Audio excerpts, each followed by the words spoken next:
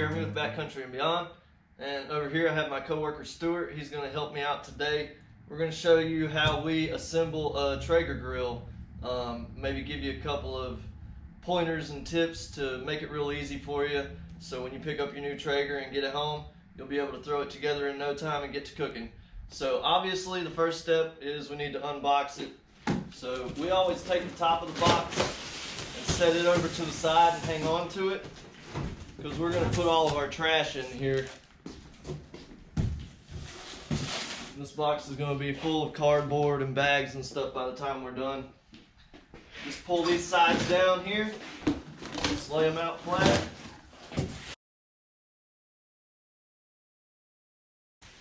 Right here is going to be your user manual. I highly recommend you go ahead and open that up, read over it. It's also going to have assembly instructions in there. We're not going to open this today. Believe it or not, we've actually assembled a few of these in the past. We already know what we're doing, so we're just going to get straight to it. This is going to be your little packet with all your hardware in it. We're going to be flipping this grill upside down in just a minute to put the legs on. That's the easiest way to do it. Couple important things to keep in mind. Number one, this kind of U-shaped piece of cardboard right here, don't throw this away. You're going to need this when it comes time to flip the grill over. It's just going to make the whole process much easier. And number two, make sure that you unpack everything from inside the grill head. Take all that out before you flip it over. You don't want all that stuff in there when you try to flip the grill over.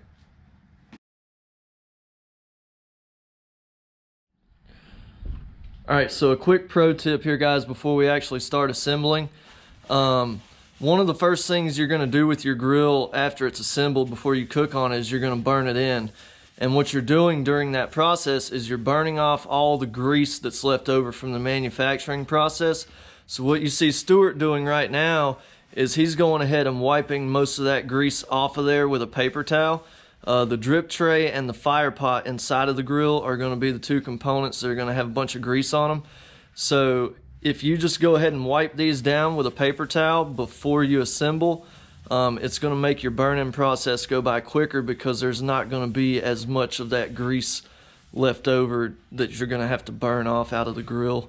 And we'll get you a little close-up of the fire pot too. You see right here's your fire pot. There's going to be some grease down in there, so just go ahead and wipe that out too.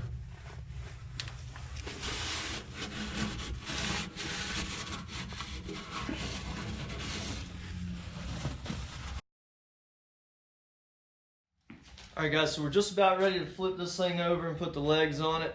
But first off, I'm going to go ahead and get some of these parts ready. So for this step, you're going to need your 5/16 bolts. You're going to need your 5/16 washers, your 5/16 hex nuts, and your 5/16 spring washers. Those are all going to be for the legs. You're also going to want to go ahead and get out these little 1/4" bolts, because you're going to use those to secure the leg bracers on. So I suggest you go ahead and get all these parts out before you flip the grill over, and that's what I'm going to do right now. Oh, another quick thing to note, they do include all the tools that you need to assemble the grill right here in this packet. We're not going to use those because we have our own tools. If you have your own tools at home, all you're going to need is, you're going to need a 13mm. If you're assembling a Pro model grill, you're also going to need an 11mm to attach the chimney. We're not going to use this today because we're doing an Ironwood. It doesn't have a chimney. Phillips head, this is a number 2 Phillips, and a Allen key. And you know, I'm not actually sure what size this is. It doesn't say on the package, but if you have a set of Allen keys, just find the one that fits. Pretty simple. Alright, it's time to flip the grill over. As you can see, we kept this piece of cardboard. We're going to keep that underneath it. And we kept this piece of cardboard because this is going to support the grill when we flip it over.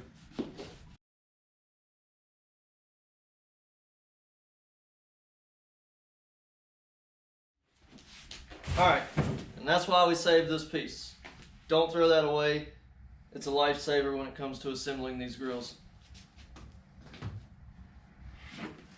You really can't put these in the wrong place. They're all color coded and number coded, and there's going to be stickers on the underside of the grill that'll match up to them.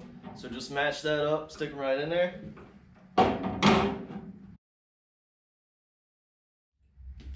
Alright, so we're ready to secure the legs. You're going to want to grab your 5/16 hardware, and I'll try to show you up close how this is going to go. So go ahead and stick a washer on each one of these bolts, and then you're going to stick it through the leg, and then on the other side of the leg you're going to put another washer first, and then lock washer on top of that, and then your nut to secure everything in. So that should be your order of your hardware right there. Again, got a washer on this side.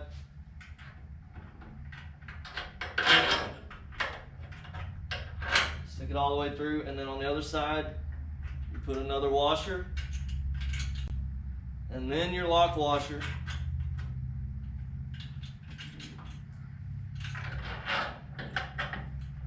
and then you screw your nut onto the bolt, and that's all there is to that. We'll go back and tighten these down in a minute. I'm going to let Stewart continue with that, and while he does that, I'm going to secure the leg bracers on there. So these are your leg bracers. There's going to be 2 of these in the package, and you're going to just need these little 1/4-inch bolts to go in there, and just a Phillips head screwdriver. That's all there is to that.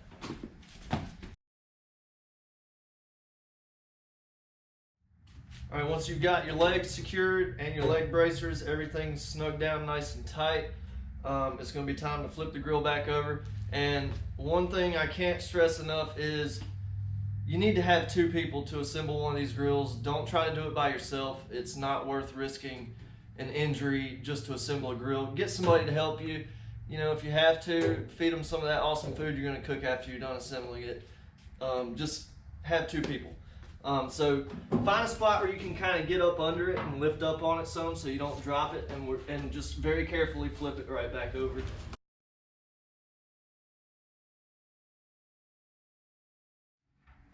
So all the hard work's done now. All that's left is we just need to put the handle on, and we need to put the side shelf on. Nothing to it. If you have a pro model grill, you will not have a side shelf, but you will have a chimney that you'll need to attach. And again, for that chimney, you're going to need an 11mm wrench or socket. We're just going to stick with the Phillips head. That's all we're going to need for the ironwood from this point on. We're going to put the handle on first. So for that, obviously, you're going to need the handle. You're going to need your 1/4-inch bolts, and you're going to need your mica washers, and that's all you're going to need for this part. So the easiest way to do this, again, is with 2 people. Have one person stick the bolts through, and the other person will put the mica washer on the other side and hold the handle in place for you. So just stick your bolt right through the hole here for the handle. Stewart's going to pop that mica washer on there, and he's going to get the handle in place. I'm just going to get this started, just a few threads, and then we'll go ahead and get the other one started. I don't recommend that you tighten it down all the way. It's a lot easier to get the other one started if you leave it loose. Another mica washer.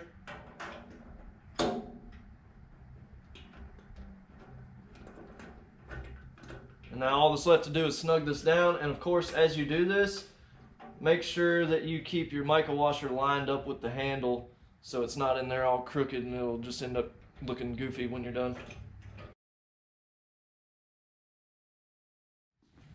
Alright, so now all that's left is the side shelf, and obviously for that you're going to need your stainless steel screws because that's all that's left in the pack, and of course you're going to want these washers too. Alright, for this last part you're going to have to get down low.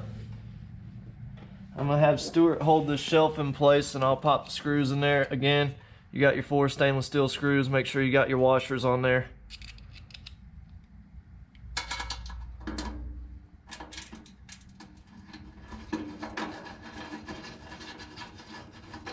I like to go ahead and get all 4 of them started first.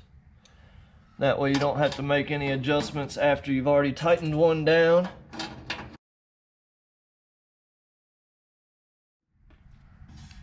If you're assembling a timberline, you'll also have a front shelf to put on there that comes with the grill, and it goes on the same way. It's just got another set of these stainless screws and washers, so all you need is a Phillips head for that.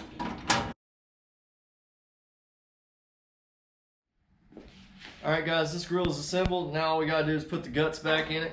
First off, you got your heat baffle that goes down in the bottom. There's some little slots that it pops into. You can't mess it up, super easy to do. Your drip tray.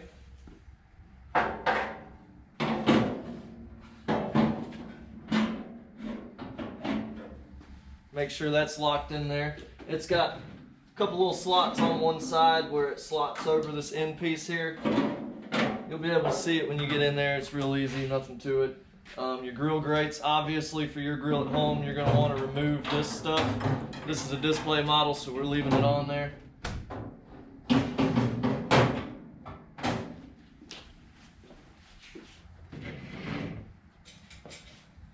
And of course your drip bucket just hangs right here on the left side.